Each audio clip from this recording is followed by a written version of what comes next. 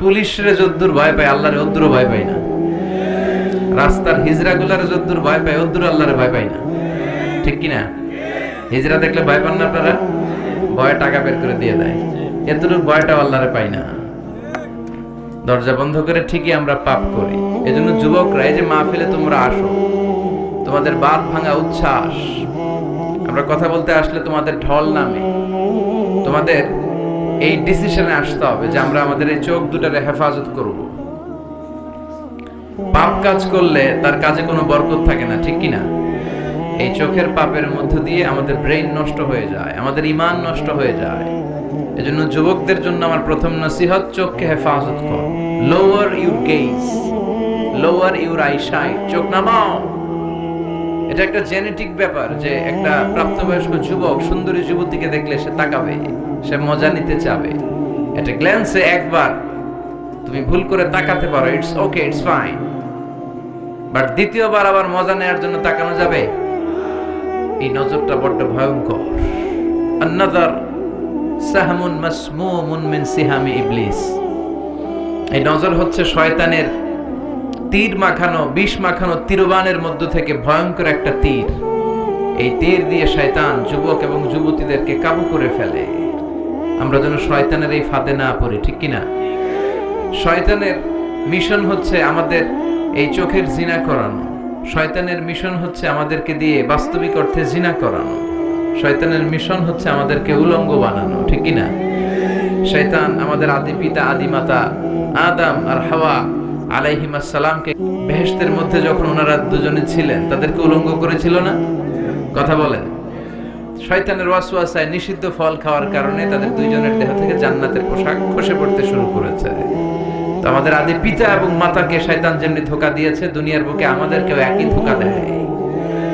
শয়তান চায় আমাদেরকে উলঙ্গ করতে, অশ্লীলতা শিখাতে, পর্নোগ্রাফি দেখাতে। এজন্য শয়তানের এই ফাঁদে যেন আমরা পা না দেই। যুবক ভাইরা, এই শক্ত সিদ্ধান্ত কি আজকের মাহফিল থেকে নেওয়া যাবে? বিশ্বনবী ওনার মেয়ের জামাতা সাইয়েদনা আলী কাররামাল্লাহু ওয়াজহাহু কে নসিহত করেছেন, ইয়া আলী লা তুতবি'আন নাযরাতান নাযরা, এক নজরের পরে আরেক নজর দিও না। ফা ইন্না লাকাল উলা ওয়া লাইসাত লাকাল আখিরা, প্রথম নজর তোমার জন্য ক্ষমা, দ্বিতীয় নজর তোমার জন্য গুনাহ। রাস্তা দিয়ে হেঁটে যাচ্ছ, একজন বেগানা নারীর দিকে চোখ পড়তেই পারে, চোখ নামাও, ঈমানের স্বাদ পাবে। হালাওয়াতুল ঈমান কাকে বলে এটা তুমি ফিল করবে। চোখ নামাও, lower your gauge, lower your eyesight. Ali চোখ নামাও, আবার তাকিও না। প্রথমে যে ভুল করে তাকালে এটাকে ক্ষমা করবে কে? আবার নতুন করে তাকালে গুনাহ আছে না নাই? প্রথম নজর ক্ষমা, দ্বিতীয় নজর গুনাহ।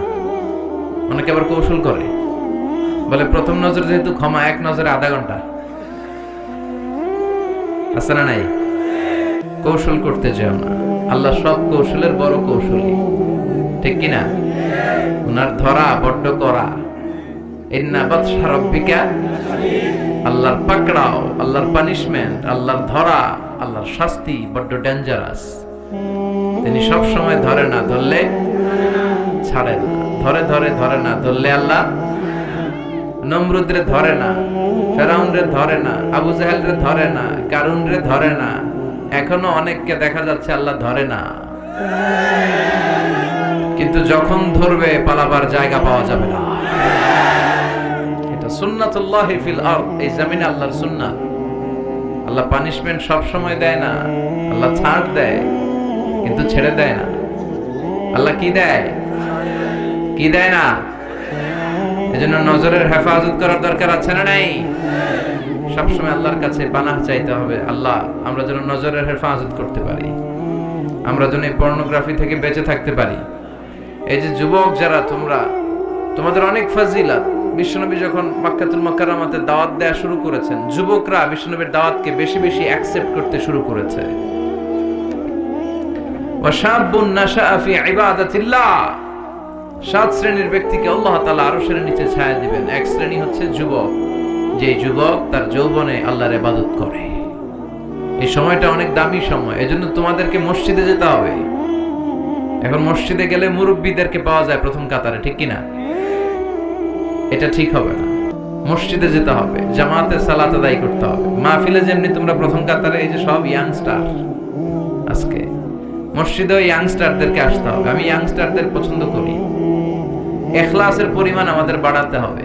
আল্লাহর কাছে চাইতে হবে, আল্লাহুম্মা রযুকনা ইখলাস, আল্লাহ তুমি আমাদেরকে ইখলাস দাও। আল্লাহ লৌকিকতা থেকে আমাদেরকে বাঁচাও। বিষ্ণু বললেন, আমি চলে যাব আর তোমাদের মাঝে যে জিনিসটা সবচেয়ে বেশি আমি ভয় পাই সেটা হচ্ছে আশিরকুল আসগার, ছোট শিরক। সাহাবীরা বলল, ওমা শিরকুল আসগার ইয়া রাসূলুল্লাহ, হে আল্লাহর রাসূল, শিরকে আসগার কি? বিষ্ণু বললেন, আর রিয়া, লোক দেখানো মানসিকতা। এটা বড্ড ভয়ঙ্কর। লোক দেখানো মানসিকতা আমাদের আছে না নাই? আপনি মানুষকে দেখানোর জন্য যদি কোনো কাজ করেন, আল্লাহর দরবারে কবুল হবে? কথা বলেন।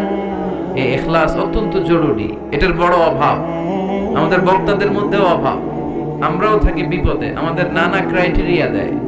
অনেক জায়গায় বলে, হুজুর হিকমতের সাথে ওয়াজ করে। কি বলে? হিকমত শিখায় আম করে, আছে না নাই? আবার অনেক জায়গায় বলে, হুজুর আপনার কিন্তু জমাইতে হবে মাহফিল। কি করতে হবে? আচ্ছা গেল। অনেক জায়গায় বলে, হুজুর আপনার কিন্তু কাঁপাইতে হবে। কি করতে হবে? আচ্ছা গেল। এরপর অনেক জায়গায় বলে, হুজুর আপনার কিন্তু ধরে রাখতে হবে মাহফিল। কি করতে হবে? তা আমরা কোথাও জমাই, কোথাও কাঁপাই, কোথাও ধরে রাখি, কোথাও হিকমত অবলম্বন করি, ইখলাস নাই। এজন্য আমরা আল্লাহর কাছে কামনা করি, আল্লাহুম্মা রযুকনা ইখলাসা, আল্লাহ তুমি আমাদের হৃদয়ে ইখলাস দাও। ধানশালিক ইসলামী যুব কল্যাণ পরিষদের উদ্যোগে আজকের এই তাফসীরুল কোরআনের প্রোগ্রাম, নবম তাফসীরুল কোরআনের প্রোগ্রাম। আজকে আমরা যে বইটা থেকে কিছু সময় কথা শুনবো ইনশাআল্লাহ, বলেন তো বইটার নাম কি? এই বইটার ভেতরে কোনো ভুল আছে? কেউ প্রমাণ করতে পেরেছে? কিয়ামত পর্যন্ত কেউ কি প্রমাণ করতে পারবে? কারণ এই বইটা নাজিল করেছে কে? যালিকাল কিতাব হুদাল লিল, শুরুতে আল্লাহ অ্যানাউন্স করেছেন, this is the book, the most authentic and original book, the most reliable book in the world, whereof there is no doubt in it, and a guidance to those who are muttaqin. এটা এমন বই যে বই কোনো ভুল নাই, কোনো সন্দেহ নাই, মুত্তাকিনদের জন্য গাইডলাইন করে এই বইটারে পাঠিয়েছে কে? এই বইটার আরেকটা বৈশিষ্ট্য হচ্ছে, এই বইটা সবকিছুর সলিউশন করে দেয়। A solution methodology, A problem solving methodology. কখনো এই বইটা সমস্যা তৈরি করে না, করে কি? বরং কি করে? সমাধান চাও যদি জীবনে, মরণে ফিরে যাও, খুঁজে নাও চোখ রাখো কোরআনে। চোখ রাখবেন কোথায়? না মোবাইলে, এটিএন বাংলার পর্দায়? চোখ কোথায়? সবাই পড়েন, সমাধান চাও যদি জীবনে, মরণে ফিরে যাও, খুঁজে নাও চোখ রাখো কোরআনে। If you want the solution this dunya and akhirah, go back, have a look to the holy Quran. ঠিক কি না? Go back, sit down and have a look to the Quran and research on it, ponder on the verses of the Quran. কোরআনের আয়াতগুলো পড়ো, গবেষণা করো। আমরা এই গবেষণা করি না। আমাদের উচিত কোরআনে আল্লাহ কি বলেছেন আর অবাক হওয়া। তাই তো আল্লাহ এখানে এটা বলেছেন, এখানে আল্লাহর নাম, ওইখানে আল্লাহর নাম। এগুলো না খুঁজে গোশতের ভিতরে আল্লাহর নাম, এগুলো খুঁজে। আলুর ভিতরে আল্লাহর নাম, কলার ভিতরে মুহাম্মদ লেখা, টাকা এগুলা, ঠিক কি না? গবেষণা নাই, রিসার্চ নাই, কলা পাতার ভিতরে মুহাম্মদ লেখা, এগুলো খুঁজে বেড়ায়। কিন্তু এই 30 পারা কোরআন যে আল্লাহ কি দিলেন, কি নিয়ামত! মা ফাররাতনা ফিল কিতাবি মিন শাই, মানুষের প্রয়োজনীয় এমন কোন জিনিস নাই যেটা আমি কোরআনে বাদ দিয়েছি। সবকিছু কোরআনে দিয়েছে কে? ওয়ানাযালনা আলাইকাল কুরআনা তিবয়ানান লিকুল্লি শাই, সব জিনিসের সুস্পষ্ট ব্যাখ্যা এই কোরআনের ভেতরে দিয়েছে কে? আল্লাহ। এজন্য কোরআন পড়লে আপনার চোখ খুলবে, আপনার ঘুমন্ত বিবেক জাগ্রত হবে, আপনি মানুষের মতো মানুষ হবেন, ঠিক কি না? কারণ কোরআনের প্রথম ডিরেকশন হচ্ছে তুমি পড়ো। কি বলেছে? ইকরা। ইকরা মানে পড়ো। কোরআন বলতেছে আমরা যেন সব সময় পড়ি। আপনার মন ভালো থাকলে আপনি পড়বেন, মন খারাপ তখনও পড়বেন। সুস্থ আছেন পড়ুন, অসুস্থ আছেন পড়েন, দেশে আছেন পড়েন, বিদেশে পড়েন, শীতকালে পড়েন, গ্রীষ্মকালে পড়েন, মারা যাইতেছেন তখনও পড়েন। পড়বেন লা ইলাহা দেখছেন, মরার সময় পড়া লাগে। সুবহানাল্লাহ কইবেন না? তার মানে না পড়ে কোনো উপায় নাই, পড়তে হবে প্রতিদিন। কোরআনের আবৃত্তি করতে হবে, এই কিতাবটা আবৃত্তি করা জানতে হবে, এবং মাতৃভাষায় আল্লাহ তাআলা আমাদের জন্য কি মেসেজ, কি কথা আমাদেরকে বলতে চাইলেন, এগুলো শিখতে হবে। রাজি আছেন তো সবাই? আর কত বলবো, সব জায়গায় আমি বলি, you have to know the holy Quran in your own mother tongue.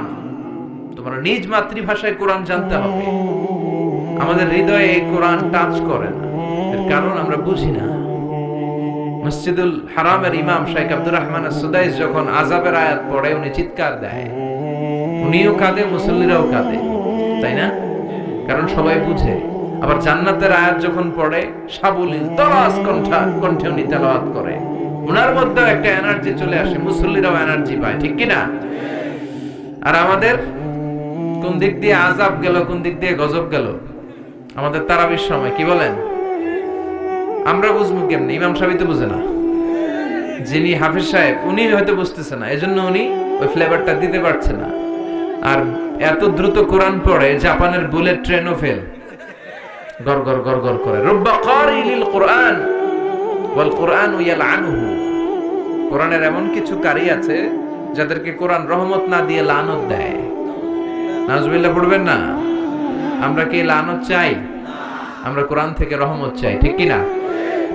আবার রব্বুল আলামিন বলেন, কিতাবুন আনজালনাহু ইলাইকা লিতুখরিজান নাসা মিনাল যুলুমাতি ইলান নূর। ও Muhammad, my beloved last messenger, I've revealed this holy book unto you in order to lead the mankind out of darkness into the light.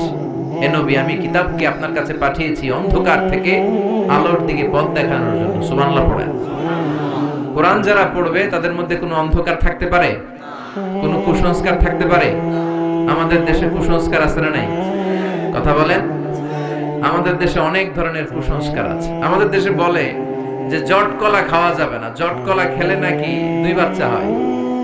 কথা বলেন, ভুয়া কথা। জট কলার কারণে 2 বাচ্চা হয় না, এটা আল্লাহর পক্ষ থেকে নির্ধারিত হয়। এরপরে বলে ডিম খেয়ে পরীক্ষার হলে যাওয়া যাবে না, তাহলে ডিম পায়, এটাও ভুয়া কথা। আমি সব সময় ডিম খেয়ে পরীক্ষা দিতে যাইতাম আর ফার্স্ট হয়ে যেতাম। আপনিও ডিম খেয়ে গেলে দেখবেন ফার্স্ট হয়ে গেছেন। তো এই যে কুসংস্কার আমাদের সমাজে আছে। এরপরে বলে যে ওষুধ খাওয়ার সময় বিসমিল্লাহ পড়া যাবে না। কেন? বিসমিল্লাহ বললে নাকি বরকত হয়, রোগে বরকত হয়ে যায়। কত বড় ডাকাত! আপনি অবশ্যই ওষুধ খাওয়ার আগে বিসমিল্লাহ পড়বেন, পারা যাবে না। আবার আমাদের দেশে বলে আল্লাহু শাফি আল্লাহু মুআফি, এটার আবার ঘুরায় কয় আল্লাহ শাফি আল্লাহ মাফি। শব্দটা হচ্ছে আল্লাহু শাফি আল্লাহু মুআফি। সবাই পড়েন আল্লাহু শাফি আল্লাহু মুআফি। আওয়াজ করে সবাই পড়েন আল্লাহু শাফি আল্লাহু মুআফি। এটা পড়ার জন্য বিশ্বনবী নির্দেশ দেয়নি, তবে অর্থটা খুব ভালো। এর মানে হচ্ছে আল্লাহই আমাকে শিফা দেয়। এই ওষুধ খাচ্ছি, ওষুধ খাওয়া সুন্নাহ, এজন্য খাচ্ছি, কিন্তু মূলত শিফা দেয় কে? আমাকে মুআফাত দেয় কে? এই যে সমাজে প্রচলিত কুসংস্কার গুলো, এগুলোকে ঝাড়ুপেটা করবে কোরআন। এজন্য কোরআনকে হৃদয়ে বসাতে হবে। রাজি আছি তো? সবাই রাজি? প্রতিদিন কোরআন তেলাওয়াত করবেন? কালকে থেকে করবেন না? কে কে দেখি? ঠিক আছে, আল্লাহ তুমি তৌফিক দাও। আসেন আমরা সরাসরি কোরআন থেকে কিছু কথা শুনি। আজকে এমন একটা সূরা থেকে কথা শুনবো যে সূরাটা কোরআনের সবচেয়ে দামি সূরা। কোন সূরা বলেন তো? এটা সূরা ইখলাস একজন বলেছে, আরেকটা বলেন সূরা ফাতিহা, আর কি আছে বলেন? সূরা ইয়াসিন, আর কি আছে বলেন? সূরা ফালাক, আর সূরা বাকারা, মাশাআল্লাহ, সূরা রহমান, আর সূরা আসর, মাশাআল্লাহ, সূরা জিলজাল। ঠিক আছে, অনেকগুলো চলে আসলো। কোরআনের সবচেয়ে দামি সূরা কোনটা? আমরা একমত হতে পারলাম না, ঠিক কি না?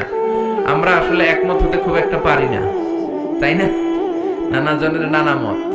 এজন্য আমাদের প্রিয় ভাই লাকসামের রফিকুল্লাহ আফসারি ভাইরা চিনেন তো?